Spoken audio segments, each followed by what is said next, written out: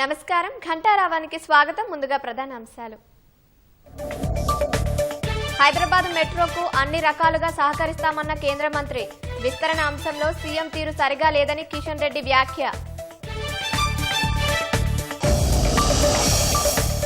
మద్యం దుకాణాలకు కొత్త మార్గదర్శకాలు జారీ చేసిన ఎక్సైజ్ శాఖ. రేపటి నుంచి దరఖాస్తుల స్వీకరణ.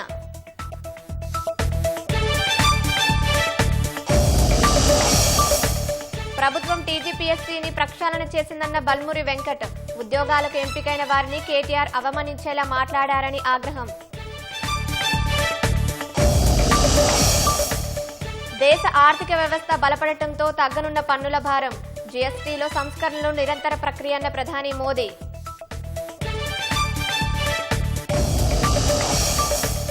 రాష్ట్రంలో కొనసాగుతున్న బతుకమ్మల కోలాహలం.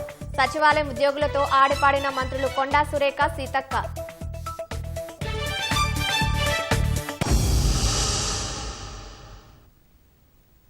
తెలుగు రాష్ట్రాల్లో సంచలనం సృష్టించిన సృష్టి ఫెర్టిలిటీ సెంటర్ కేసులో ఎన్ఫోర్స్మెంట్ డైరెక్టరేట్ ఈడీ దర్యాప్తు మొదలుపెట్టింది. అందులో భాగంగా సికింద్రాబాద్లోని సృష్టి టెస్ట్ ట్యూబ్ సెంటర్ సహా హైదరాబాద్, విజయవాడ, విశాఖపట్నంలో ఈడీ అధికారులు సోదాలు నిర్వహిస్తున్నారు. సృష్టి డైరెక్టర్ నమ్రతను కస్టడీలోకి తీసుకుని పోలీసులు విచారించగా రోజుకు కొత్త విషయం వెలుగులోకి వచ్చాయి. సరోగసి పేరిట చిన్నారుల ట్రాఫికింగ్కి పాల్పడినట్లు నిర్ధారణకు వచ్చారు. ఫెర్టిలిటీ సెంటర్ పేరిట వైద్యురాలు నమ్రత మనీ లాండరింగ్ కి పాల్పడటం సహా భారీగా అక్రమాస్తులు కూడబెట్టినట్లు సిట్ గుర్తించింది.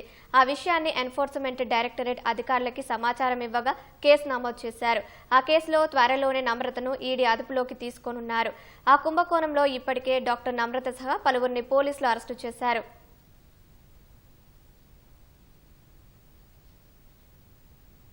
గిరిజన, బంజారా సమాజాల అభ్యున్నతికి కాంగ్రెస్ ప్రభుత్వం అత్యంత ప్రాధాన్యం ఇస్తుందని తెలంగాణ సంక్షేమ శాఖల మంత్రి అడ్లూరి లక్ష్మణ్ పేర్కొన్నారు.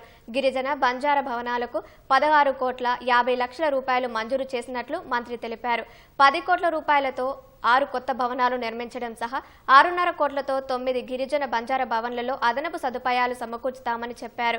ఆదిలాబాద్ జిల్లా ఉట్నూరు, నిర్మల్, నాగర్ కర్నూలు జిల్లా మన్ననూరు, నల్గొండ జిల్లా దేవరకొండ, కరీంనగర్, సూర్యాపేట జిల్లా హుజూర్ నగర్, వికారాబాద్ బంజారా భవన్లకు 50 లక్షల చొప్పున మంజూరు చేసినట్లు తెలిపారు. సిరిసిల్ల జిల్లా పెద్దూరుకు 1 కోటి రూపాయలు అదనపు సదుపాయాల కోసం కేటాయించామన్నారు. కుత్బుల్లాపూర్, మంచిర్యాల, సంగారెడ్డి జిల్లా నారాయణ్ ఖేడ్, మహబూబాబాద్ జిల్లా కేసముద్రం, ఖమ్మం జిల్లా కూసుమంచి, తిరుమలాయపాలెం, ఖమ్మం రూరల్లో కొత్త భవనాల కోసం 2 కోట్ల రూపాయల చొప్పున నిధులు మంజూరు చేసినట్లు తెలిపారు.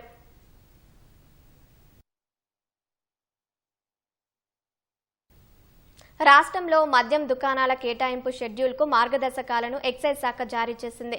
2025 డిసెంబర్ 1 నుంచి 2027 నవంబర్ 30 వరకు 2 ఏళ్ల కాలానికి ఎక్సైజ్ శాఖ కొత్త లైసెన్సులు జారీ చేయనుంది. కొత్త మద్యం దుకాణాలకు దరఖాస్తు రుసుం 3 లక్షల రూపాయలుగా నిర్ణయించింది. 2620 కొత్త మద్యం దుకాణాలకు శుక్రవారం నుంచి అక్టోబర్ 18 వరకు దరఖాస్తులు స్వీకరించనుంది. మద్యం దుకాణాల కేటాయింపునకు అనుసరించాల్సిన ప్రక్రియను సిద్ధం చేయాలని అధికారులకు స్పష్టం చేసింది. డిప్యూటీ కమిషనర్లు, సహాయ కమిషనర్లు, ఎక్సైజ్ సూపరింటెండెంట్లు, అసిస్టెంట్ ఎక్సైజ్ సూపరింటెండెంట్లు మద్యం దుకాణాల ఏర్పాట్లకు లైసెన్సుల జారీకి సిద్ధం కావాలని సూచించింది. రద్దీని దృష్టిలో పెట్టుకుని ప్రతి 5 నుంచి 10 దుకాణాలకు ఒక కౌంటర్ ఏర్పాటు చేయాలని అధికారులకు ఎక్సైజ్ శాఖ కమిషనర్ ఆదేశాలిచ్చారు. దరఖాస్తులో gazette serial number, location, tax slab, PAN number, Aadhaar number, original DD లేదా చలానా జత చేయాలని చెప్పింది. మద్యం దుకాణాల కేటాయింపులో గౌడ్లకి 15%, ఎస్సీలకు 10%, ఎస్టీలకి 5% రిజర్వేషన్ ఇచ్చింది. రిజర్వేషన్ దరఖాస్తులు కుల ధృవీకరణ పత్రాన్ని తప్పనిసరిగా జత చేయాలని పేర్కొంది. అక్టోబర్ 23న లాటరీల ద్వారా ఎంపిక చేయనున్నట్లు ఎక్సైజ్ శాఖ వెల్లడించింది.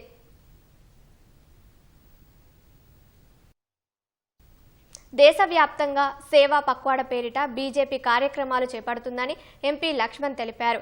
రాజకీయాలు కేవలం అధికారం కోసమే కాదని, బీజేపీ దృష్టిలో రాజకీయాలు అంటే ప్రజాసేవ అని వ్యాఖ్యానించారు.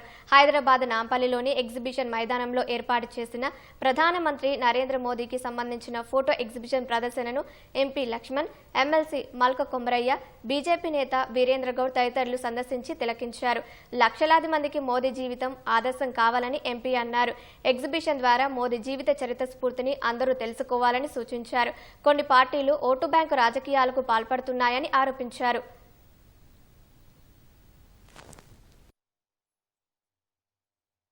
అధికారం అనేటువంటి ఒక సాధన ద్వారా ప్రజల కార్యకర్తలు ముఖ్యంగా సేవలో నిమగ్నం చేయడానికి ఈ సేవా పక్షం పేరు మీద తీసుకున్నటువంటి కార్యక్రమంలో మోడీ గారు వారి జీవిత విశేషాలు భావితరాలకు ఒక స్ఫూర్తిగా ఉండాలనే ఒక లక్ష్యంతో దేశవ్యాప్తంగా ప్రధానమైన నగరాల్లో ఎగ్జిబిషన్లు ఏర్పాటు చేయడము, కులాన్ని, మతాన్ని, ప్రాంతాన్ని, భాషను ఆ రకంగా రెచ్చగొట్టి ఓటు బ్యాంకు రాజకీయాలకు పాల్పడుతున్న వాళ్లకు రాజకీయాలు అనేది ఒక సేవ అనేటువంటి ఒక స్ఫూర్తిని కల్పించాలని చెప్పి ఈ కార్యక్రమాలను నిర్వహించడం, కార్యకర్తలు, యువత ముందుకొచ్చి రక్తదాన శిబిరాలు, పేదలకు అనేక రకాలుగా ఊతమిచ్చే విధంగా. నిరుద్యోగులు బీఆర్ఎస్ ట్రాప్లో పడి ఆగం కావద్దని, వచ్చే నోటిఫికేషన్ల కోసం సన్నద్దం కావాలని ఎమ్మెల్సీ బల్మూరి వెంకట్ సూచించారు. హైదరాబాద్ సీఎల్పీ కార్యాలయంలో మాట్లాడిన బల్మూరి ఒక్కో అభ్యర్థి నుంచి 3 కోట్లు తీసుకున్నారనే ఆరోపణలు చేయడంపై మండిపడ్డారు. ఆధారాలు లేకుండా యువకులను రెచ్చగొట్టి రాజకీయ పబ్బం గడుపుకోవాలనుకుంటే ఊరుకోబోమని హెచ్చరించారు. 10 ఏళ్లలో ఉద్యోగాల ప్రశ్న పత్రాలు అంగట్లో సరుకుల్లా అమ్ముకున్నారని ధ్వజమెత్తారు. 10 ఏళ్లలో తాము ఇవ్వని ఉద్యోగాలు కాంగ్రెస్ ప్రభుత్వం ఇస్తుంటే ఓర్చుకోలేక నిరుద్యోగులను రెచ్చగొడుతున్నారని దుయ్యబట్టారు. టీజీపీఎస్సీని ప్రక్షాళించి పరీక్షలు జరిపామన్న బల్మూరి కష్టపడి పరీక్షలు రాసి ఉద్యోగాలకు ఎంపికైన వారిని అవమానించేలా మాట్లాడడం దురదృష్టకరమన్నారు. తెలంగాణలో ఉన్న విద్యార్థులకు కూడా నేను విజ్ఞప్తి చేస్తున్నా, కొంతమంది వ్యక్తులు బీఆర్ఎస్ లో ఉన్న కేటీఆర్ అండ్ కంపెనీ వీళ్ళందరూ కూడా ఉద్దేశపూర్వకంగా వాళ్ళు ఈరోజు అధికారాన్ని కోల్పోయినరని చెప్పి మనని తప్పుదో పట్టించే ప్రయత్నం చేస్తుర్రు, మనని రెచ్చగొట్టే ప్రయత్నం చేస్తుర్రు, మనని రెచ్చగొట్టి రాజకీయ లబ్ధి పొందే ప్రయత్నం చేస్తున్నారు. మీరందరూ కూడా ఒక్కసారి ఆలోచించాలి. వాళ్ళ మాటలు నమ్మి మనము నిజంగా రేపు పొద్దున మనం మోసపోతే మన కళ్ళని మనం పొడుచుకున్నట్టే. తప్పనిసరిగా ఈ ప్రజాప్రభుత్వంలో ఉన్న ఖాళీలన్నింటినీ కూడా భర్తీ చేయడం జరుగుతుంది, ఉద్యోగాలన్నింటినీ కూడా నింపడం జరుగుతుంది. అగ్నిమాపక శాఖలో ఫైర్మెన్ గా పనిచేస్తూ గ్రూప్ 1 ఉద్యోగం సాధించారు ఆదిలాబాద్ కు చెందిన శశిధర్. ఓవైపు ఉద్యోగం చేస్తూ మరో 2ంటికి ఎంపికై ఇప్పుడు అసిస్టెంట్ ట్రెజరీ అధికారిగా మారారు. ఇంటర్ వరకు తెలుగులోనే చదివిన ఆయన గ్రూప్ 1 మెయిన్స్ 3 సార్లు రాసి విజయం సాధించారు. పరీక్షలు మళ్లీ రాయాల్సి వచ్చినా నిరాశ చెందకుండా ప్రణాళికబద్ధంగా చదువుతూ అనుకున్నది సాధించిన శశిధర్తో ప్రత్యేక ముఖాముఖి. కష్టాలు చుట్టుముట్టాయని నిట్టూరిస్తే సుఖాన్ని పొందలేం. చీకటి ఉందని నిరుత్సాహపడితే వెలుగులోకి అడుగువేయలేం. వాటన్నిటిని అధిగమించి అనుకున్న లక్ష్యాన్ని సాధించాడు ఓ యువకుడు. 1 కాదు, ఏకంగా 4 ఉద్యోగాలు సాధించి అసిస్టెంట్ ట్రెజరీ అధికారిగా పేరు నిలుపుకున్నాడు. ఆయనే శశిధర్ రెడ్డి మనతో పాటు ఉన్నారు. సార్, ముందుగా ఈటీవీ ఈనాడు తరపున మీకు అభినందనలు. అసిస్టెంట్ ట్రెజరీ అధికారిగా ఎంపికయ్యారు. ఇది సాధించాలనే తపన మీకెందుకు వచ్చింది? తెలంగాణ వచ్చిన తర్వాత తొలి గ్రూప్ 1 అధికారిగా స్థిరపడాలి, ఉద్యోగం సాధించాలని నా కళ సార్ యాక్చువల్లీ. సో దశాబ్ద కాలం క్రిందట నేను అనుకున్న గ్రూప్ 1 కళ అనేది ఈ రోజు అధికారికంగా టీజీపీఎస్సీ రిలీజ్ చేసింది. గ్రూప్ 1లో అసిస్టెంట్ ట్రెజరీ అధికారి సెలెక్ట్ అవ్వడం జరిగింది. సో దీనికి ప్రేరణ ఏంటిదంటే చిన్నప్పటి నుంచి చూసిన కష్టాలు కానీ, సో పెరిగిన వాతావరణం కానీ, తల్లిదండ్రుల పరిస్థితులు కానీ.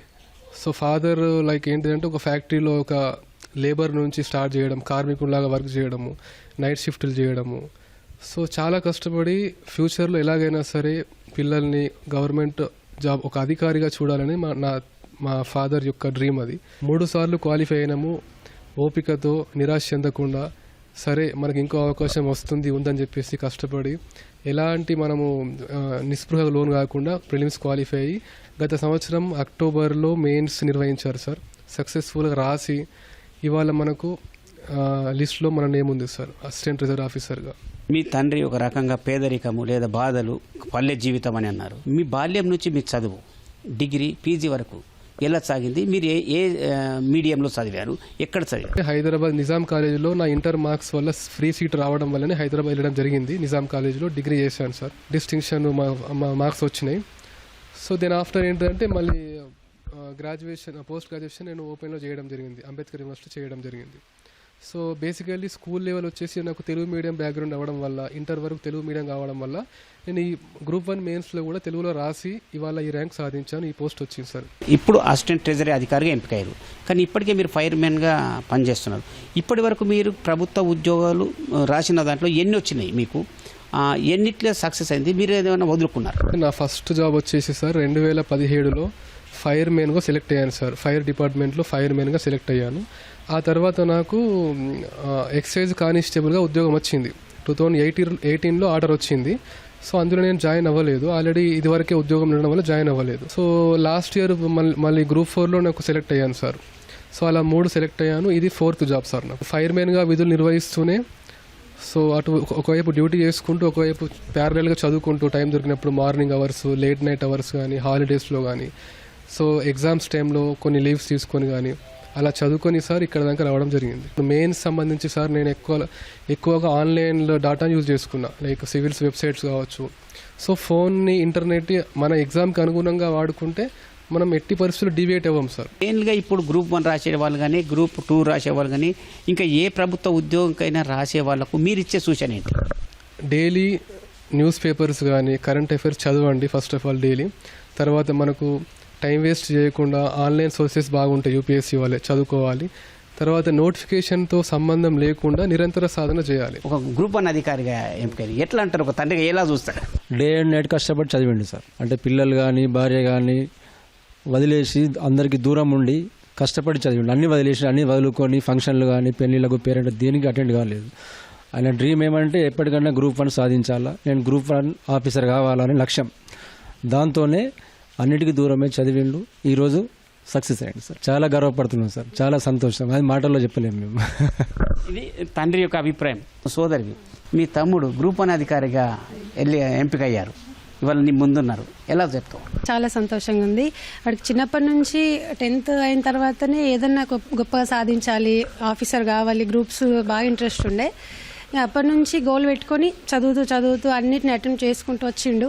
లాస్ట్కి అయితే సాధించిండు. పెళ్ళైన తర్వాత చాలా మంది ఉద్యోగులు సాధించమనేది ఉంది. ఎలా ఉంది మీకు? ఎలాంటి? చాలా హ్యాపీగా ఉంది. పెళ్ళై నుంచి చూస్తున్నాను, అంటే చదువుతూనే ఉన్నాడు. చదువుని మాత్రం ఎప్పుడు వదిలిపెట్టలేదు. చాలా కష్టపడి చదివాడు, day and night. 3 times qualify అయ్యాడు ప్రిలిమ్స్లో. సో ఇప్పుడు మొన్న ఇంకా రివాల్యూషన్ అంటే సరే ఇంకా రాస్తే ఎగ్జామ్ అన్నట్టు ధైర్యంగా ఉండే కానీ భయపడలేదు. చాలా హ్యాపీగా ఉంది. మీ పెళ్ళైన తర్వాత ఈ భార్య పిల్లని పట్టించుకోవట్లేదు, అట్టే ఉంటున్నాడు అని ఇప్పుడు అనుకున్నావా అమ్మాయి? అలా ఏం లేదు. నా భర్త లక్ష్యమే నా లక్ష్యం అండి, అందుకే హ్యాపీగా ఉన్నాను. శశిధర్ రెడ్డి యొక్క ఆనందము, వాళ్ళ కుటుంబ సభ్యుల యొక్క ఆత్మీయత, అనుకున్న లక్ష్యం సాధించుకుంటే ఎవరికైనా సంతోషం వస్తుంది. ఆ సన్నివేశం వీరి కుటుంబంలో కనిపిస్తుంది.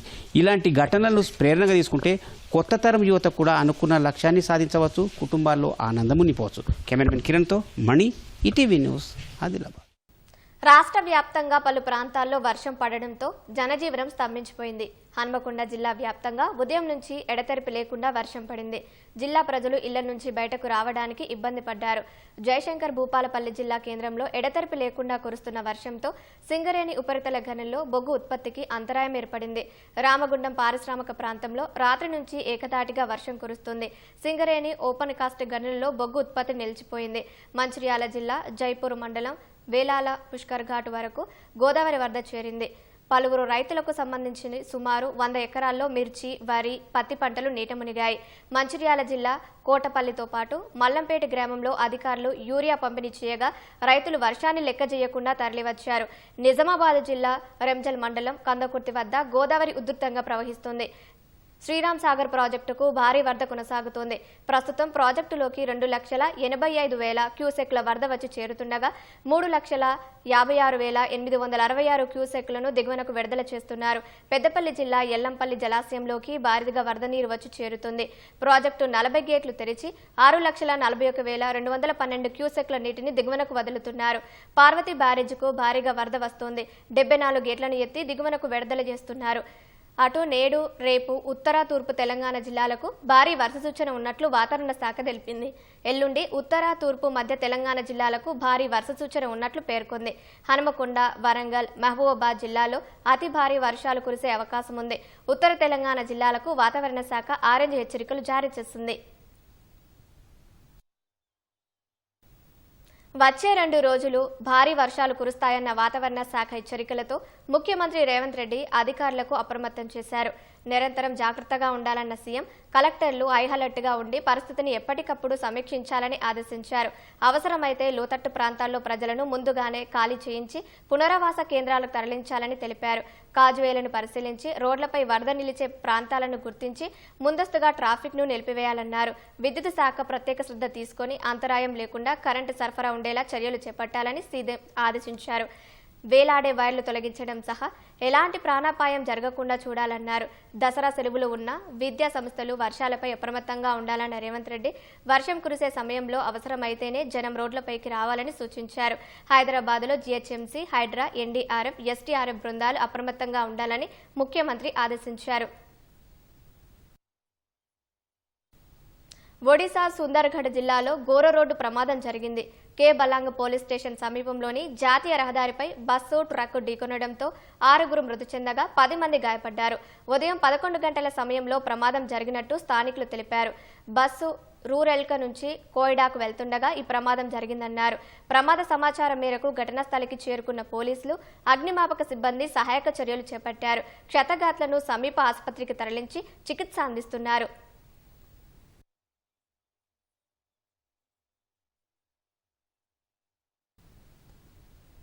వైమానిక దళం కోసం 97 తేజస్ తేలికపాటి యుద్ధ విమానాల కొనుగోలుకు హిందుస్థాన్ ఏరోనాటిక్స్ లిమిటెడ్ హాల్తో కేంద్ర ప్రభుత్వం ఒప్పందం చేసుకుంది. 97 యుద్ధ విమానాల కొనుగోలుకు ప్రధాని నరేంద్ర మోదీ నేతృత్వంలోని భద్రతా వ్యవహారాల కేబినెట్ కమిటీ CCS ఆమోదించిన నెల రోజుల తర్వాత హాల్తో రక్షణ శాఖ ఒప్పందంపై సంతకం చేసింది.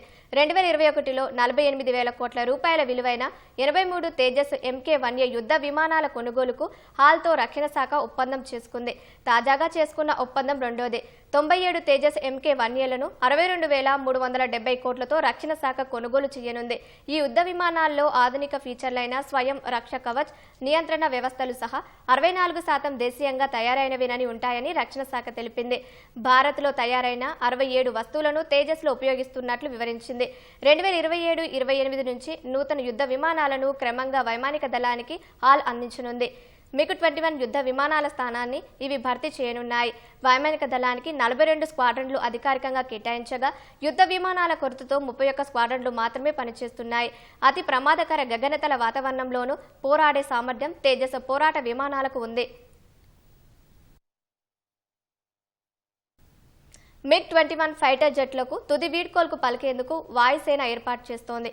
6 దశాబ్దాల పాటు భారత వాయుసేనకు వెన్నెముకగా నిలిచిన MiG-21 ఫైటర్ జెట్ల సేవలు శుక్రవారంతో నిలిచిపోయాయి. పాంథర్స్ అనే పేరుతో పిలిచే 23వ నెంబర్ క్వాడ్రన్కు చెందిన MiG-21 జెట్లలో చివరిదానికి చండీగఢ్ ఎయిర్ ఫోర్స్ స్టేషన్లో వీడ్కోలు పలకనున్నారు. శుక్రవారం air chief marshal AP Singh Badal 3 అనే కాల్ సైన్తో స్క్వాడ్రన్ చివరి యాత్రను చేయనున్నారు. ఈ కార్యక్రమంలో రక్షణ మంత్రి Rajnath Singh, chief of defence staff general Anil Chauhan, army chief general Upendra Dwivedi, navy chief admiral Dinesh K. Tripathi పాల్గొనున్నారు. MiG-21 యుద్ధ విమానాలు రష్యాకు చెందినవి.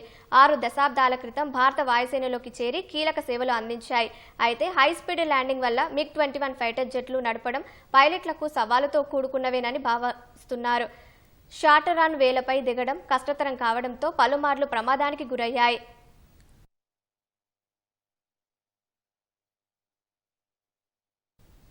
భారత్ ఆవిష్కరణలు ఇప్పుడు ప్రపంచ వేదికపై సత్తాను చాటుతున్నాయి. భారత రక్షణ పరిశోధన అభివృద్ధి సంస్థ DRDO తయారు చేసిన అనేక క్షిపణులు, ఉత్పత్తులు దేశ భద్రతకు వెన్నుముకగా నిలుస్తున్నాయి. వాటి సామర్థ్యం చూసి అబ్బురపడి అనేక దేశాలు వాటిని భారీగా కొనుగోలు చేస్తున్నాయి. తాజాగా DRDO, టాటా సంస్థలు అభివృద్ధి చేసిన వీల్ ఆర్మర్డ్ ప్లాట్ఫామ్ మొరాకో దేశానికి భద్రత కల్పించనుంది. భారత రక్షణ పరిశోధన అభివృద్ధి సంస్థ DRDO, టాటా అడ్వాన్స్డ్ సిస్టమ్స్ కలిసి భారత ఆవిష్కరణను అంతర్జాతీయ వేదికగా సగర్వంగా నిలబెట్టనున్నాయి. DRDO శాస్త్రవేత్తలు వీల్డ్ ఆర్మర్డ్ ప్లాట్ఫామ్ WHAPని డిజైన్ చేశారు. ఈ సైనిక వాహనాన్ని టాటా అడ్వాన్స్డ్ సిస్టమ్స్ అభివృద్ధి చేసింది. WHAPని యుద్ధ క్షేత్రంలో ఎలాంటి పరిస్థితుల్లోనైనా దూసుకెళ్లేందుకు వీలుగా అభివృద్ధి చేశారు. లద్దాఖ్లోని భిన్నమైన ఎత్తుపల్లాల్లోనూ, తారెడారి ఇసుక తిన్నెలపైన, ఆఖరికి నీటిలోనూ దూసుకుపోయే ఉభయచర వాహనంగా ఇది రూపుదిద్దుకుంది. రిమోట్ కంట్రోల్ ఆయుధ వ్యవస్థను ఇందులో పొందుపరిచారు.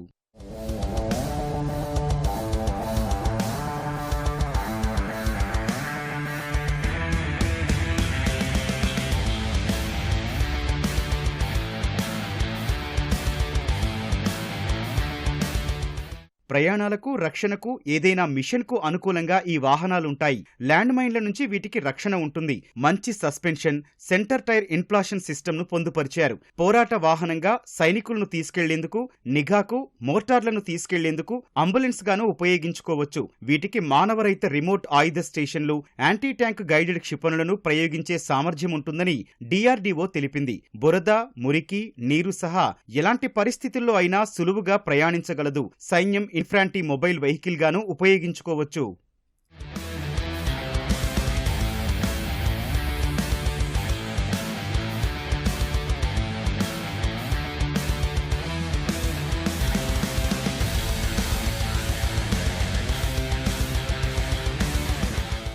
సెప్టెంబర్ 23న మొరాకోలోని బెరేచిడ్లో పర్యటించిన భారత రక్షణ మంత్రి రాజ్నాథ్ సింగ్, మొరాకో రక్షణ మంత్రి అబ్దుల్ లతీఫ్ లోడీతో కలిసి టాటా అడ్వాన్స్డ్ సిస్టమ్స్ నిర్మించిన రక్షణ ఉత్పత్తి కర్మాగారాన్ని ప్రారంభించారు.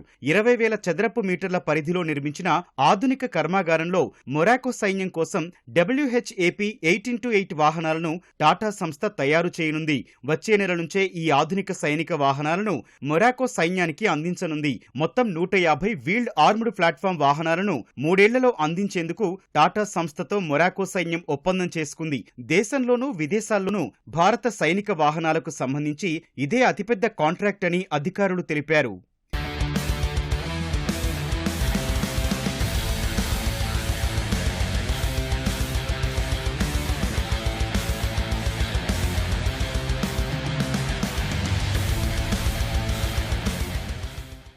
వీల్డ్ ఆర్మ్డ్ ప్లాట్ఫామ్ వాహనాల ఒప్పందం భారత్ మొరాకో వ్యూహాత్మక సంబంధాల్లో చారిత్రక సందర్భంగా రాజ్నాథ్ సింగ్ అభివర్ణించారు.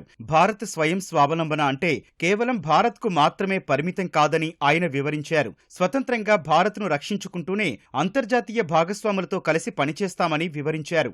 మేక్ ఇన్ ఇండియాతో పాటు make with friends, make for world అనే నినాదాలను అనుసరిస్తున్నట్లు తెలిపారు. అందుకు మొరాకోలోని టాటా అడ్వాన్స్డ్ లిమిటెడ్ కర్మాగారమే నిదర్శనమని రాజ్నాథ్ చెప్పారు.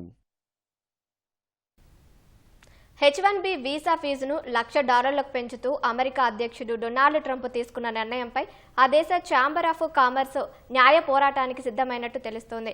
ఫెడరల్ ఇమిగ్రేషన్ చట్టం ప్రకారం H1B వీసాలపై స్వతంత్రంగా సర్ఛార్జ్ విధించే అధికారం అమెరికా అధ్యక్షుడికి లేదన్న వాదన మేరకు ట్రంప్ నిర్ణయాన్ని కోర్టులో సవాల్ చేసేందుకు అడుగులు పడుతున్నట్టు సమాచారం. దీనికి సంబంధించిన సాధ్యాసాధ్యాలను ఈ కథనంలో తెలుసుకుందాం.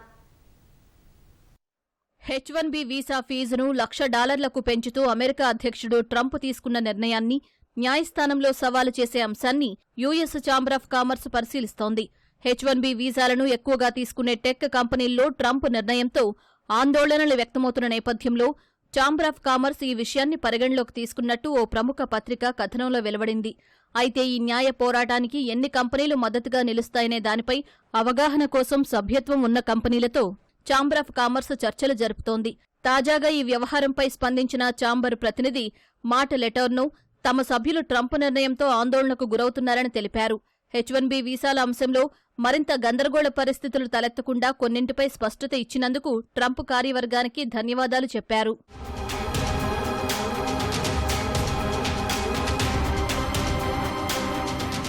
H1B వీసాల ఫీజులు పెంచుతూ ట్రంప్ తీసుకున్న నిర్ణయానికి ఏ మేరకు చట్టబద్ధత ఉందనే అంశంపైన ప్రశ్నలు తలెత్తుతున్నాయి. US citizenship and immigration service తన ఖర్చులకు సరిపడా ఫీజు వసూలు చేసేందుకు ఫెడరల్ ఇమిగ్రేషన్ చట్టం అనుమతించింది. గతంలో ఉన్న ఫీజు విధానాన్ని ఆమోదించిన కాంగ్రెస్ అవసరాన్ని బట్టి దానిని సవరిస్తోంది. దీని ప్రకారం H1B వీసాలపై స్వతంత్రంగా సర్ఛార్జ్ విధించే అధికారం ట్రంప్నకు లేదని తెలుస్తోంది. అయితే దీనిపై డొనాల్డ్ ట్రంప్ వాదన భిన్నంగా ఉంది. అమెరికా ప్రయోజనాలకు ప్రమాదకరంగా భావించే విదేశీయులను నియంత్రించే అధికారం తనకు ఉందన్న ట్రంప్ గతంలో కొన్ని ముస్లిం దేశాలపై ట్రావెల్ బ్యాన్ విధించినప్పుడు కూడా ఇదే అధికారాన్ని వాడుకున్నట్లు స్పష్టం చేశారు. గతంలో ఈ వాదనను ఆ దేశ సుప్రీంకోర్టు కూడా సమర్థించింది. అయితే H1B కేసులో జాతీయ భద్రత కంటే తన పంతం నెగ్గించుకోవాలనే తాపత్రయం ట్రంప్ నిర్ణయంలో ఎక్కువగా కనబడుతున్న నేపథ్యంలో న్యాయస్థానం ఏ మేరకు ఆయనకు మద్దతుగా నిలుస్తుందో అనేది ప్రశ్నార్థకంగా మారింది.